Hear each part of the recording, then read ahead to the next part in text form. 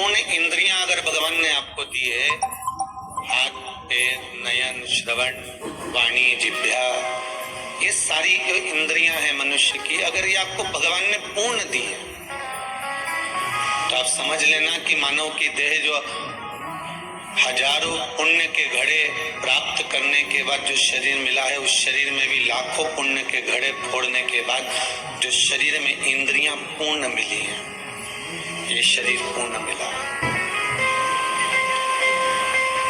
और अगर शरीर पूर्ण मिल भी गया और पूर्ण शरीर मिलने के बाद भी करोड़ों करोड़ों पुण्य के घड़े जब फूटते हैं, समाप्त होते हैं, उसमें से अमृत जो निकलता है पुण्य का, तब जाकर कोई भगवान का भक्त बन पाता है।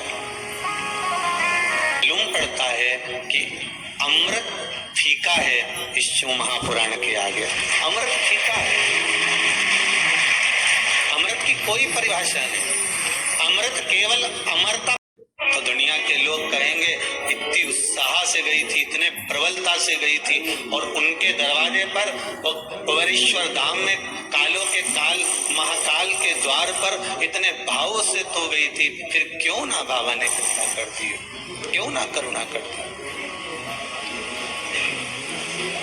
ये तेरी ही तो दया। इतना सुंदर लिखा है, कार्तिक के महीने में जो तुलसी की डंडी को घी में भिगोकर अपनी कामना कर भगवान के सामने दिए में रखकर जला देता है, दिए की तरह उससे आरती उतार देता है, कहते हैं उसका जन्म दूसरी बार पृथ्वी पर नहीं होता, वो भगवान के गोलोक धाम में जिंदगी भर के लिए विराजमान हो जाता है।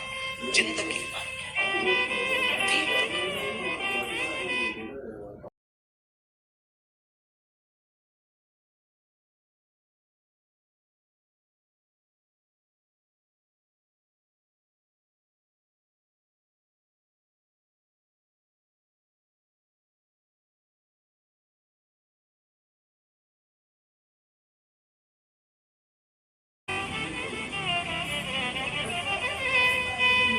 विष्णु पुराण किस किसने सुनी है? हाथ उठा। विष्णु पुराण का 5वां अंश कार्तिक खंड वर्णन करता है, या स्कंद पुराण का कार्तिक खंड को उठा लीजिए। 24 तरह के दीप होते हैं, उस दीप में सर्वाधिक श्रेष्ठ दीप होता है तुलसी दल का। तुलसी की डंडी से जो प्रकट किया। बत्तियों का भी क्रम है, एक लंबी बत्ती होती है, एक गोल बत्ती होती है। होती कि नहीं होती? लंबी और गोल। ये वाला स्पीकर बंद है, बार बार बंद हो रहा है, बार बार चालू हो रहा है, उसको देखिए। बत्ती एक गोल होती है, एक लंबी होती है। गोल बत्ती और लंबी बत्ती में अंतर होता है, बहुत जमीन आसमान का अंतर है, जो बहुत ध्यान देना इसका। गोल बत्ती किस किस देवी देवता पे लगती है और लंबी बत्ती किस किस देवी देवता पे लगती है? तो स्कंद पुराण और विष्णु पुराण दोनों कहती है जो लंबी बत्ती होती है वो पितरों की जगह पर, पूर्वजों की जगह,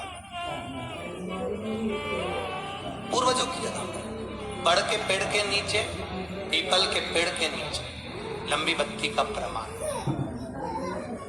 किसी देवी के स्थान पर, जो देवी की पूजन करते हैं, जगदम्बा की पूजन करते हो, पार्वती की करते हो, लक्ष्मी की करते हो, कुल देवी का स्मरण करते हैं, लंबी बत्ती का प्रमाण। और जो गोल बत्ती होती है वो गोल बत्ती का प्रमाण किसी हनुमान मंदिर, राम मंदिर, शिव मंदिर, जितने देवताओं के मंदिर है वहां पर गोल बत्ती का प्रमाण। लंबी बत्ती देवी के स्थान पर इसलिए जलाई जाती है क्योंकि देवी वंश की और लक्ष्मी की वृद्धि करती है, तो लक्ष्मी और वंश बड़ा होना चाहिए, लंबा होना चाहिए।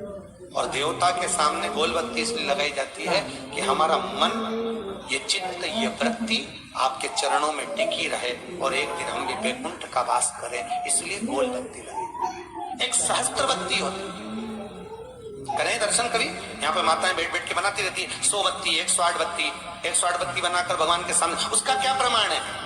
कौन से पुराण में लिखा है कि 108 और सहस्त्रावली बत्ती लगाई जाए? तो स्कंद पुराण में कार्तिक खंड के अंदर स्पष्ट किया गया, सहस्त्रावली बत्ती, 108 लंबी बत्तियों का जो प्रमाण है वो कहते हैं कि जिस व्यक्ति ने किसी तीर्थ को ना करा हो, पूरे तीर्थ नहीं गए हो, सारे तीर्थों का स्नान नहीं करा हो, किसी तीर्थ में दर्शन करने से वंचित रह गए हो, तो 108 बत्ती की एक बत्ती बनाकर किसी नारायण के मंदिर में, शिव मंदिर में, देवी के मंदिर नहीं, केवल देवता के मंदिर में अगर उसको घी में भिगो कर प्रज्वलित कर दिया जाता है तो सारे तीर्थों के दर्शन का फल उस जीव को प्राप्त हो जाता है। उसको सहस्त्रावली 108 भाग्य बताने वाले ढेर मिलेंगे, पर भाग्य बनाने वाला ढेर नहीं होता। भाग्य बनाने वाला तो भगवान महादेव बता, कोई भी देगा, कोई भी बता देगा। तुम्हारा अभी आने वाला समय तुम्हारा राजसी सुख है, राजसी सुख बताने वाले तो ढेर। अरे तुम तो एमएलए बनने वाले थे, तो फिर क्यों नहीं बना? सारे राशि सुख के गज योग, ये योग वो योग, सारा सुख था, फिर क्या दिक्कत तकलीफ आ गई?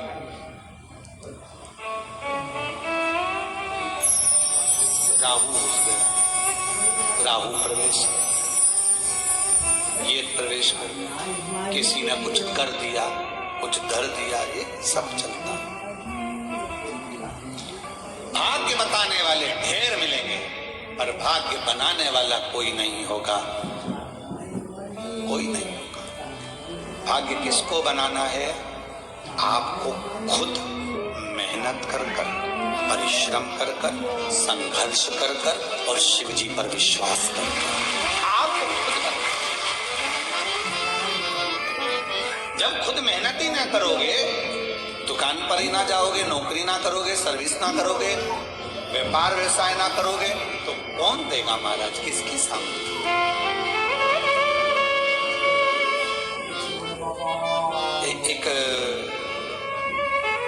एक हमारे परिचित थे, अच्छे पुराने परिचित थे, तो वो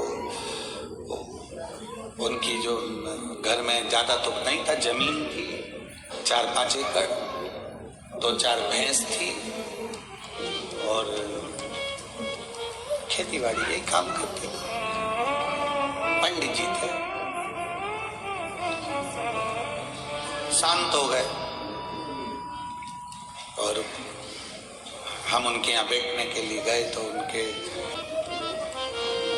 मिलने गए तो उनके रिश्तेदार हमसे बोले, गुरुजी अब आप बोलो बहू को कि अब ये भैंस वगैरह, ये जमीन वगैरह सब बेच बुचा दे और हम लोग सब देख लेंगे, कर लेंगे। अब क्या रखा है, सब तो चले गए, अब आप चले गए इन बच्चों का। अब हम जाने लगे तो हमने उनकी पत्नी से कहा, एक निवेदन है, ना भैंस बेचना, ना जमीन बेचना। अगर किसी के अधीन होना है तो जरूर बेच दो, ना भैंस बेचो ना जमीन बेचो। वो गए हैं, जान दो, संभालो, बच्चों को पढ़ाओ, विद्या अध्ययन कराओ। आज लोग कह देंगे कि हम बैठे हैं संभाल लेंगे, कितने दिन संभालेंगे? कौन ला कर देगा, कौन खिलाएगा?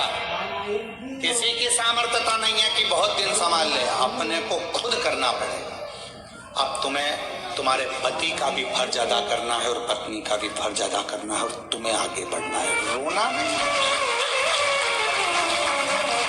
रिश्तेदार कहेंगे ऐसा कर दो, ये भेज दो, वो ना ना ना, अब संभालो, संभालो।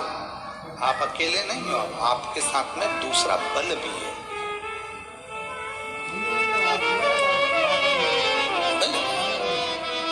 एक बेटी आई थी बहुत पहले, जब कोरोना चल रहा था, उसका वीडियो भी यूट्यूब वगैरह पर डला होगा, बहुत रोई थी, बहुत, लगभग होगा कोरोना के समय पर 2019 के बात होगी। पिताजी चले गए, माँ चली गई, भाई है छोटा, कोरोना में दोनों चले गए, खूब रोई। कहा बेटा क्या हुआ? पिताजी चले गए, माँ चली गई, सब, अब कुछ भी नहीं बचा, मेरा भाई और मैं, क्या करें? मैंने कहा पढ़ाई कर रही हो? हाँ। भाई पढ़ रहा है? हाँ। तो हमने कहा एजुकेशन जैसा धन तुम्हारे पास में है तो फिर रोना क्यों बेटा? माता पिता गए हैं, शिव को पिता मानो, पार्वती को माँ मानो, और उस माता पिता का फर्ज अब स्वयं अदा करो। भाई को भी पढ़ाओ, खुद भी पढ़ो। आज मैं उस बेटी को, जो कि छत्तीसगढ़ की रहने वाली है, उस बेटी को मैं धन्यवाद दूंगा। बिलासपुर की वो बेटी आज डॉक्टर बन गई है और उसका भाई इंजीनियरिंग कर रहा है। साधुता दूंगा, हिम्मत मत हारो। ये कहने वाले कह देते हैं हमारे पास आ जाओ हम संभाल लेंगे, हमारे पास आ जाओ हम खिला देंगे, हमारे पास रहो, अब हमें ना सब देख लेंगे, सब संभाल लेंगे, ये भेज दो वो भेज। ना ना ना ना, अपने पर आश्रित, मेहनत करो, खुद पर विश्वास करो। कोई किसी का साथ नहीं देता, कोई नहीं देता। जब थोड़ा सा धन की जरूरत होगी ना और कह देना ताऊ जी, ताई जी, चाची जी, चाचा जी, काका साहब, हमको 5 लाख रुपए की जरूरत है, तो पसीने छूट जाएंगे। मामा जी, फूफा जी, 8 लाख रुपए की जरूरत है, 10 लाख की जरूरत है, पसीने छूट जाएंगे। कोई नहीं देता। अपना बल अपने साथ रखो, विश्वास रखो कि मैं अकेली नहीं, मैं अकेला नहीं, मेरे साथ मेरा शिव है। और संतान का सुख नहीं है, संतान का सुख नहीं है तो रोने की जरूरत क्या है?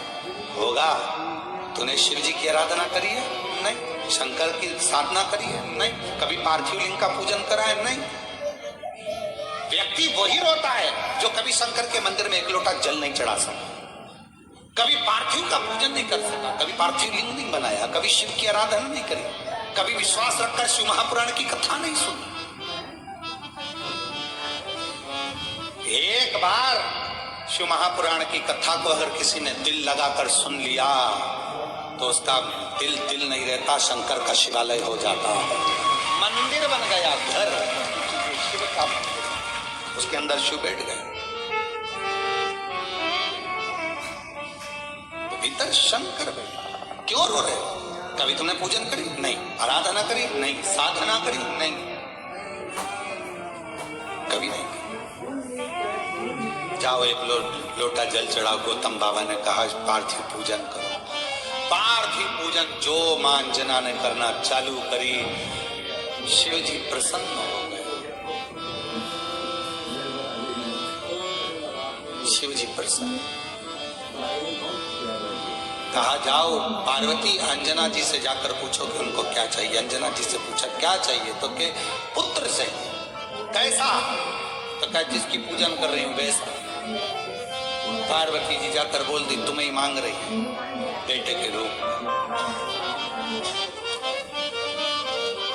शंकर भगवान ने जाकर कहा अंजना मां से, मेरे जैसे बेटा को जन्म मेरा ही प्रतिबिंब स्वरूप तेरे गर्भ से प्रकट होगा। शिव जी का तेज पवन देवता लेकर गए, अंजना माता के गर्भ में स्थापित कर दिया और केसरी और पवन के पुत्र श्री अंजना माता के गर्भ से पवन तनय संकट मंगल मूरत राम लखन सीता हृदय।